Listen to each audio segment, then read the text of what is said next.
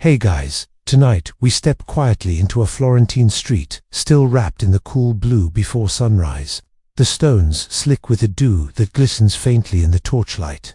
You're not exactly awake here, moving on autopilot, boots scraping along cobbles, because your master has a rule: genius begins in the dark, and he means it. Not early, like 8 a.m. early. No, this is the kind of early where even the bread bakers look at you and think, poor soul. So, before you get comfortable, take a moment to like the video and subscribe, but only if you genuinely enjoy what they do here. Drop your location and local time in the comments. I like picturing where you are as we drift along in this story. Now, dim the lights, maybe turn on a fan for that soft background hum, and let's ease into tonight's journey together. You pull your cloak tighter, because the air smells of damp wool and the faint, almost bitter scent of last night's hearth smoke. Somewhere in the dark, a cart creaks, loaded with vegetables bound for the market. A cat darts between your feet black, naturally, and you nearly stumble. This is not the elegant, robe-wearing Renaissance you see in portraits. This is the bleary-eyed, slightly grumpy version, where you're half hungry and your fingers are stiff before you've even picked up a brush dart by the time you reach the workshop. The first pale strip of dawn has barely touched the top of the Duomo inside. The space feels like a cave, cool stone walls, the air thick with the mingled scents of linseed oil, sawdust, and whatever leftover garlic bread the apprentices smuggled in yesterday. There's a single candle lit on the long bench, wax pooling unevenly, casting more shadow than light. You know exactly where to put your tools because everything has a place, and moving them would earn you a glare from the master that says, without words, "Why do I even keep you?" He's not here yet, but he will be soon. He always arrives like a quiet storm, hands clasped behind his back, eyes scanning the room in that way that makes everyone suddenly find something urgent to do. Historians still argue whether Renaissance workshops truly began this early every day, or if masters occasionally allowed a later start. But the letters from patrons always eager to see progress suggest the dawn arrival was more than myth. You can imagine the logic. More light means more work. More work means more ducats. More ducats means your master can finally afford that absurd velvet doublet he's been eyeing. Your role, at this moment, is less artist and more human alarm clock for pigments. The mortar and pestle wait for you, heavy and slightly cold to the touch. You start crushing yesterday's lump of azurite, the sound of stone on stone oddly rhythmic, almost like a heartbeat you can match your breathing to. It's strangely soothing until a grain jumps out and scratches your knuckle. You curse under your breath, then glance around, making sure no one heard. From the street outside comes the faint toll of a bell, not the grand peal of the cathedral, but the smaller, sharper clang from the clock tower near the fish market. It's a reminder that the city's schedule, like your master's temper, is inflexible. If you're not ready when the sunlight finally spills through the high, narrow windows, you'll be scrambling to catch up all day. There's a certain magic to this hour, though if you can ignore the aching in your shoulders. The air is still, except for the occasional pop of the wood stove in the corner. The boards beneath your feet are worn smooth by years of pacing, sanding, spilling, and sweeping.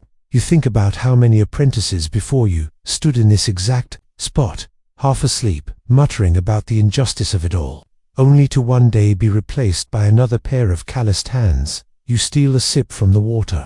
Jug it tastes faintly of iron and run your thumb along the edge of the workbench. There's a shallow groove there, carved ages ago, maybe by someone bored during a long day of mixing plaster. You trace it absently, wondering if their master yelled as much as yours does. The sound of footsteps echoes down the street outside, steady, measured, and familiar. You don't need to look to know it's the master.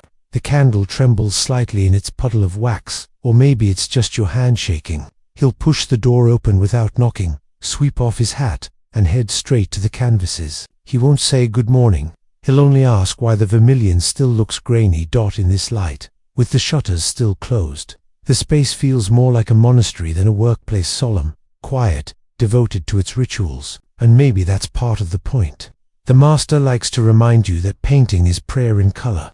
You're not just applying pigment, you're serving beauty, order, and something vaguely divine.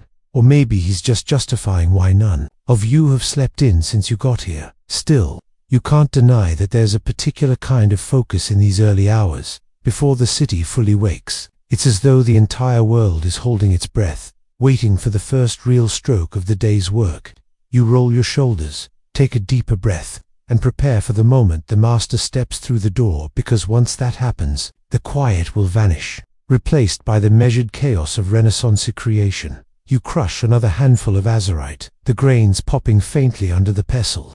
It's repetitive, yes, but there's something meditative about it. The sound, the scent of groundstone, the faint tremble of your fingers, all of it settles you into the rhythm you'll keep until the sun climbs higher. And though you'd never admit it out loud, there's a strange comfort in knowing that tomorrow, and the day after that, and the day after that, will begin in exactly the same way. The master's boots strike the stone floor with a crisp finality that makes even the paintbrushes seem to stand at attention.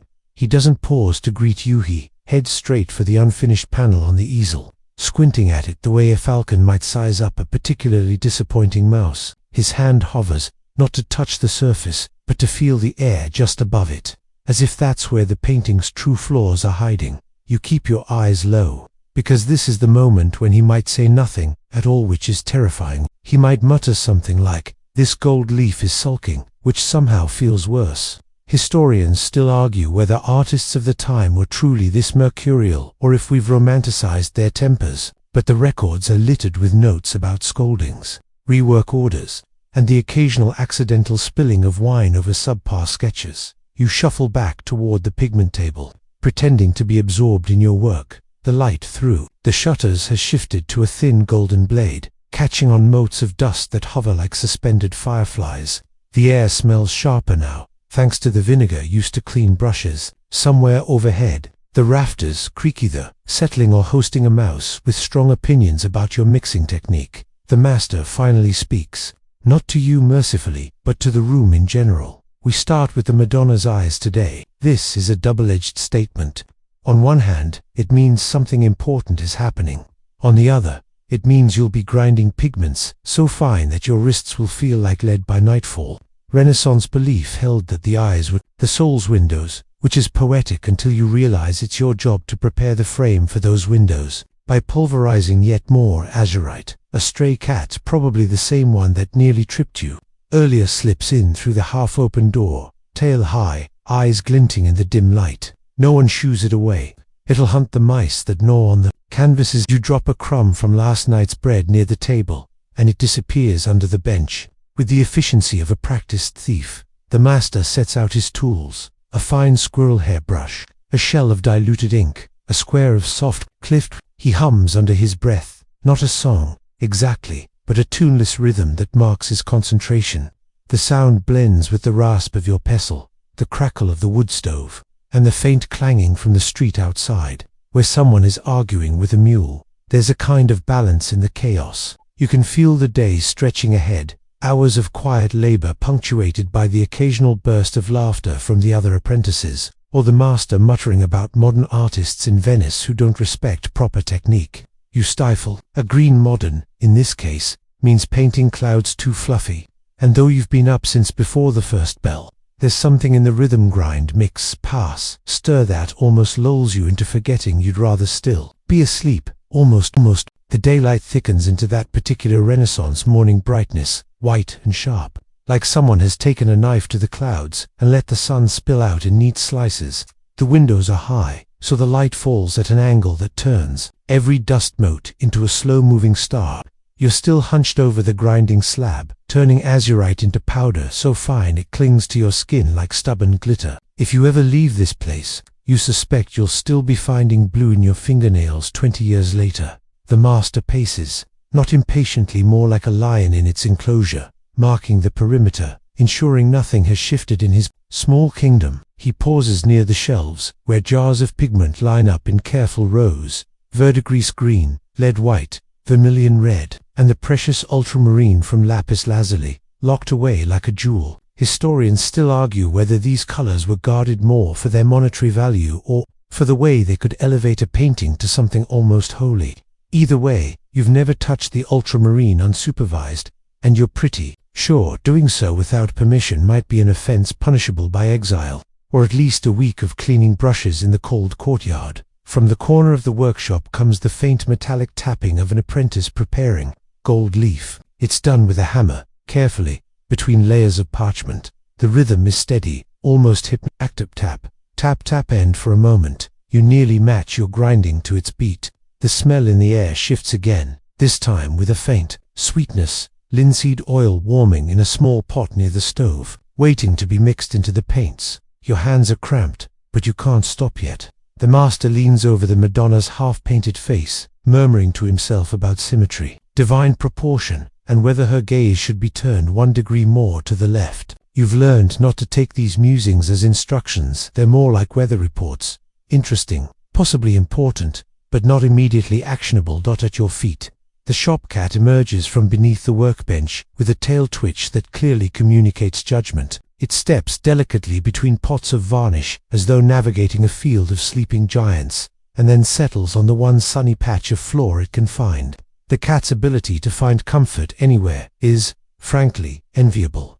A gust of sound drifts in from the street, merchants calling out prices, the hollow clatter of wooden wheels over cobblestones, and somewhere in the mix, a musician playing a tune on a reed pipe. You can't see them from here, but the notes are bright enough to paint their own little scene in your mind. Someone leaning against a doorway, cheeks puffed, tapping a foot, earning a coin or two before lunch. The master finally looks away from the panel and glances toward you. "That's enough blue for today," he says, as if you haven't just spent an hour grinding a pile the size of a walnut.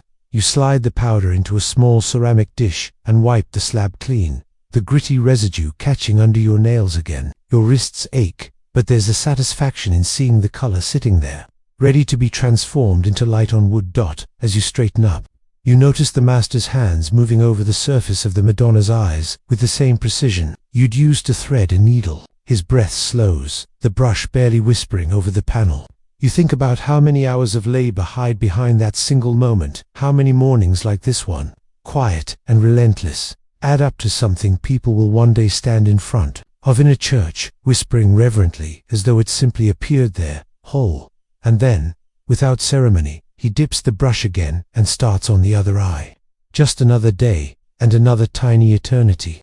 The church bells ring out against lower this time, like they're half asleep themselves. Then the sound lingers in the dusty air of the workshop. You glance at the light, already higher and harsher now, and you realize it's edging toward the hour when the master will send someone to fetch bread, cheese, and maybe a jug of watered wine. The thought is comforting, though you know the break will last all of 10 minutes, before brushes are back in hand. The floor under you is worn into grooves from decades of feet shuffling and stools dragging.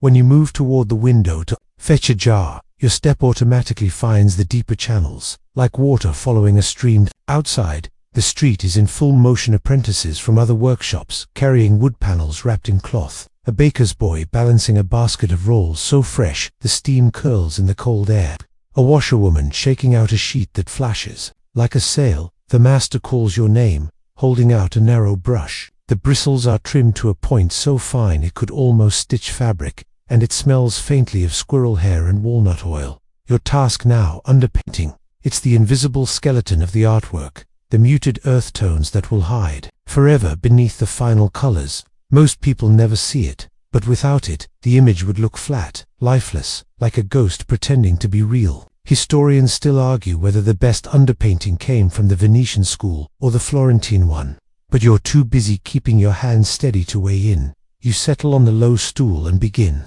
Your strokes slow, almost meditative. The Madonna's robe takes shape in shadow first, the folds more imagined than seen, but you can already sense how they'll hold the deep blues later. The smell of pigment rises in warm waves every time you dip the brush, mixing with the scent of wood and faint traces of yesterday's varnish. Somewhere in the workshop, someone coughs a dry, echoing sound that makes you think of dusty rafters and winters without enough firewood. The gold-leafing apprentice lets out a small curse when a sheet tears.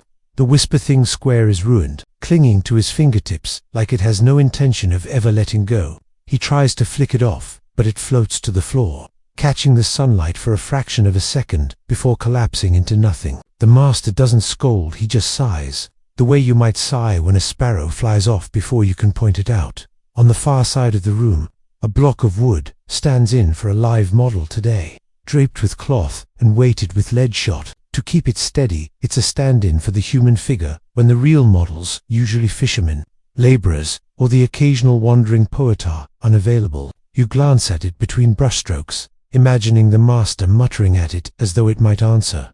The morning passes in a rhythm so steady you almost forget to think.